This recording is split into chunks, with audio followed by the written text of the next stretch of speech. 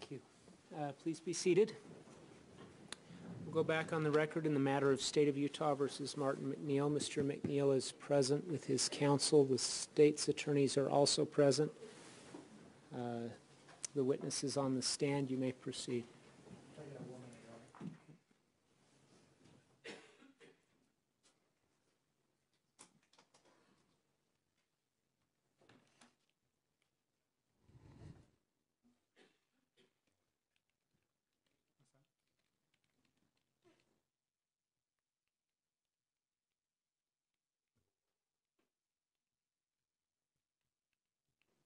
Thank you, Your Honor. Okay, Dr. Dawson, we've talked about a number of factors that affect an analysis that you perform on a toxicological report like this. And I wanted to ask, this method you described of taking a blood sample and the reported amount or level or concentration of a drug in that blood sample after a person is deceased, working in all of these factors and arriving at a conclusion, how is that regarded by other pharmacologists or toxicologists? I think that's a generally accepted procedure. How widely is that process used? Everyone I work with does the same thing. Okay. One more question about metabolization of a drug. Blood circulating through the body, is that part of that process that will metabolize a drug? Yes. I'd like to take you now to Michele's case, and specifically the toxicology report in Exhibit 33, I believe, that I provided you. May I approach, Your Honor? You may. Well, I'm going to give you what's been marked as Exhibit number 1. And this is the case file from Dr. Thompson, who is the cosmetic surgeon who performed the surgery about a week or so before her death. Are you acquainted with Michele MacNeill's case? This information I've seen before, yes. Okay. Have you worked on this case? Yes. Have you given investigators an opinion about the toxicology report? Yes. What materials did you receive to prepare that opinion? I'm a little bit fuzzy on the timelines because when things appeared, but there. Obviously, there were some medical records. There was this record. This record came a little bit later, but some of the initial investigative reports that were done. There was the emergency room records, and more recently, the reports done by other outside advisors or consultants in terms of some of the medical issues. When did you receive the autopsy report from the medical examiner? Is that yes. I'm going to direct you to Exhibit number 33 there, the toxicology report. Did you form any opinions after analyzing that report specifically? Yes. Will you, I'm sorry? Okay. Could I have 1 minute, Robert? You may. I'm sorry, let me clarify something. To what person does that report pertain? Whose blood sample is that? This was a toxicology report associated with the Michele MacNeill. Okay. What drugs are listed there as having been found in her blood after she died? Diazepam, nordiazepam, oxycodone, promethazine, and zolpidem.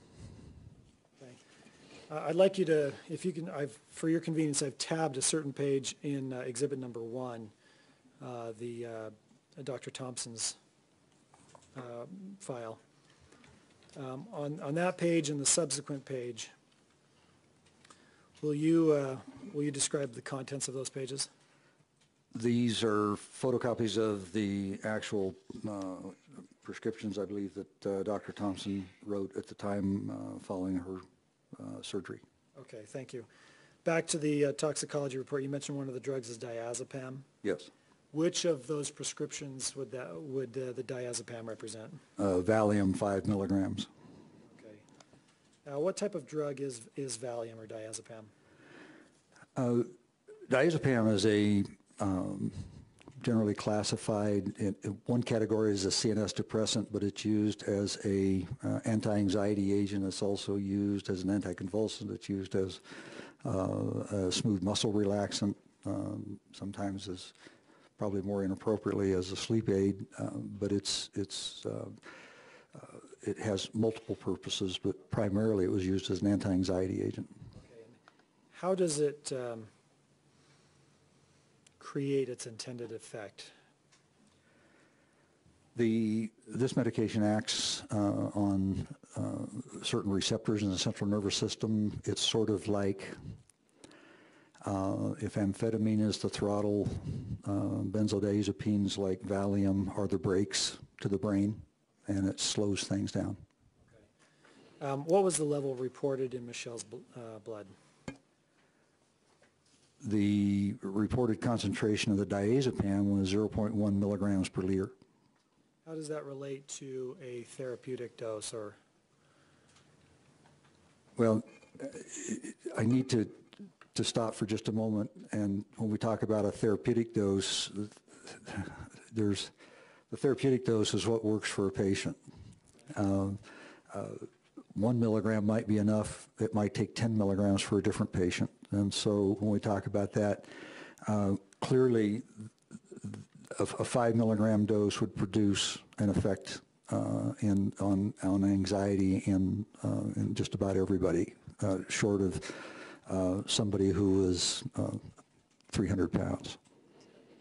okay.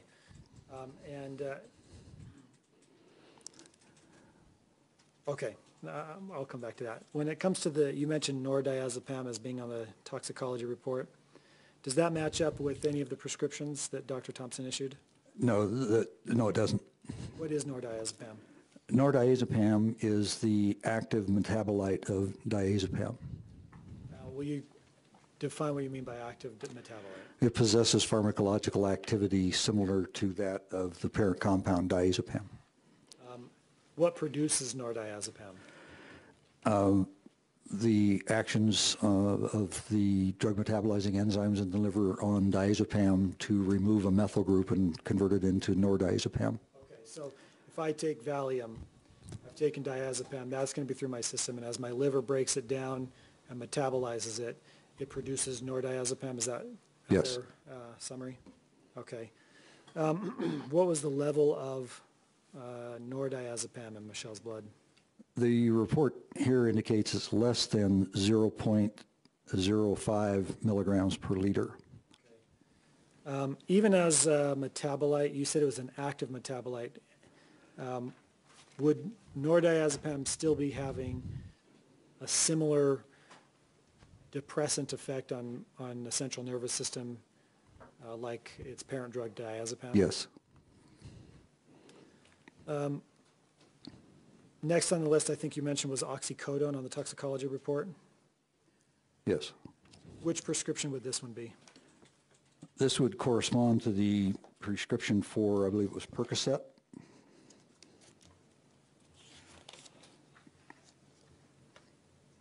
Okay. Yes. And what type of drug is oxycodone or Percocet? Oxycodone is, in the broad, well, let me stop for a second. Percocet is a combination of oxycodone and acetaminophen, or this active ingredient we find in Tylenol. The combination of these two has been, because their analgesic effects are synergistic. So the oxycodone is generally described as another CNS depressant, but it is, in more accurate parlance, is considered to be an analgesic of the narcotic category. It's a controlled substance that's very potent. Can you tell us what analgesic means? Well, for pain, Okay. pain control. Okay. And what is its effect on the central nervous system? Again, it would be cause sedation, cognitive impairment, slow movement. Okay. You referred to, when you're talking about diazepam, is slowing things down, putting the brakes on. Is that accurate? Yes. I'm sorry, is that accurate for oxycodone as well? Yes. promethazine. Which prescription would this be? Promethazine, I'm sorry, before we move on, Oh. will you tell us what the level was reported in the toxicology report for oxycodone? for oxycodone, it was 0.04 milligrams per liter. Okay. Are there other forms of oxycodone, other trade names for oxycodone, maybe without the acetaminophen? Without acetaminophen? Yeah, OxyContin. If I took Percocet, I'd have oxycodone in my system, is that correct? Yes, If I took OxyContin, I'd also have oxycodone in my system? yes. Okay, let's move on to promethazine now. Which prescription would that one be? That would be the prescription for Phenergan. What type of drug is Phenergan? Well, Phenergan is an interesting drug because it's used for several different purposes.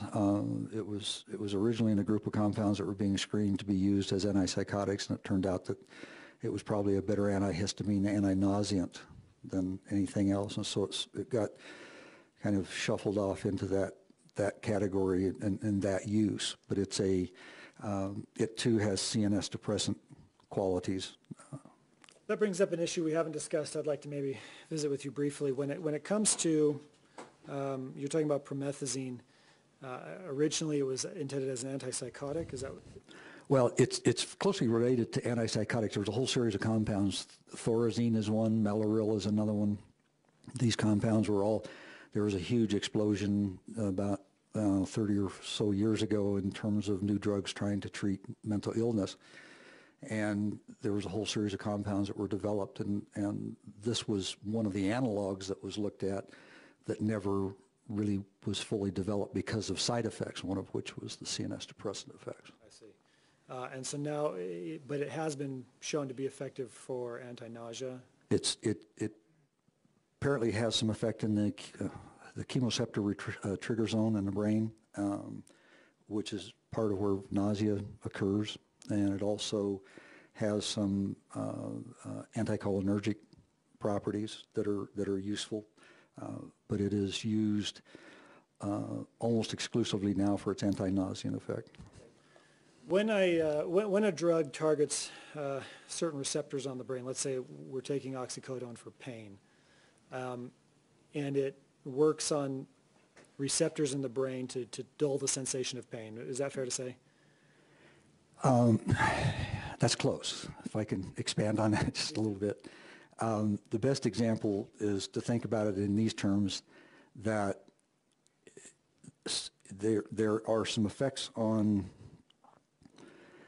the receptor pathways that, depending on the drug, there's different receptors that are involved in analgesics. But generally what happens is most drugs like morphine, as an example, has more of an effect on the somatic sense about pain. In other words, you might still feel the pain, but you don't care.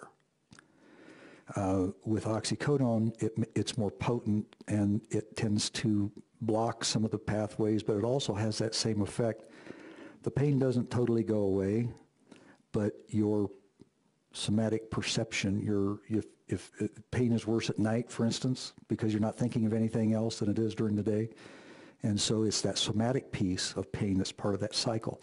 So it helps interrupt that cycle where that somatic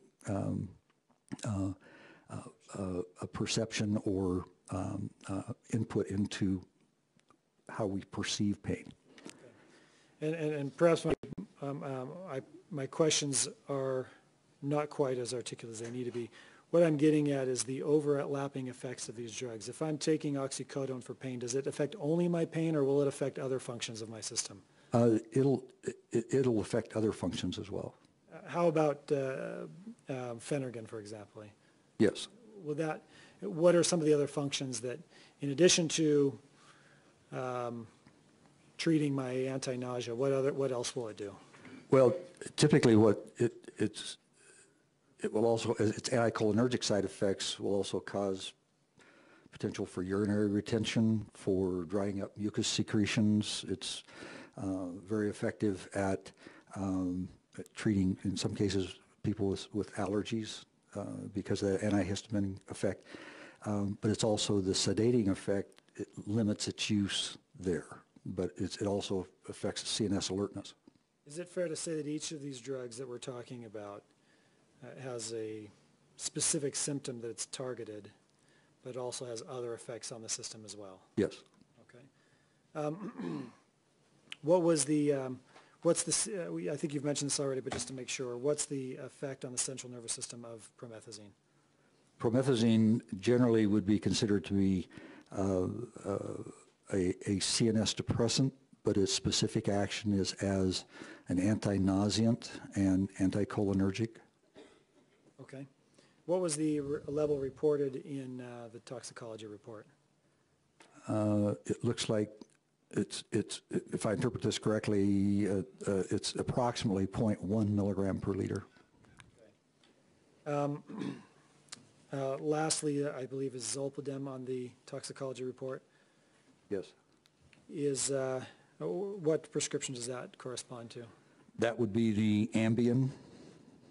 Okay. What type of drug is Ambien? Ambien is, in the broad categories, a CNS depressant, but specifically it's used as a sedative hypnotic to help people sleep. Okay. And what's its effect on the central nervous system? Well, it's the brakes again, but it's much more potent brake than, say, Valium in the sense of causing sedation. It works on a little bit different set of receptors, similar, but slightly different than, say, Valium does, and it is much more potent binder to those receptors and inducing sleep. Okay, so Valium is meant to help reduce anxiety but still be able to be awake and function. Relatively speaking, yes. Despite the CNS depressant effect. Yes. Ambien's purpose, however, is just put you under, right? Yes. What does the depression of the central nervous system look like, generally? Well, it's a continuum that starts generally with a diminished alertness, some cognitive impairment, some cloudy functioning, maybe not. It's sort of like the early stages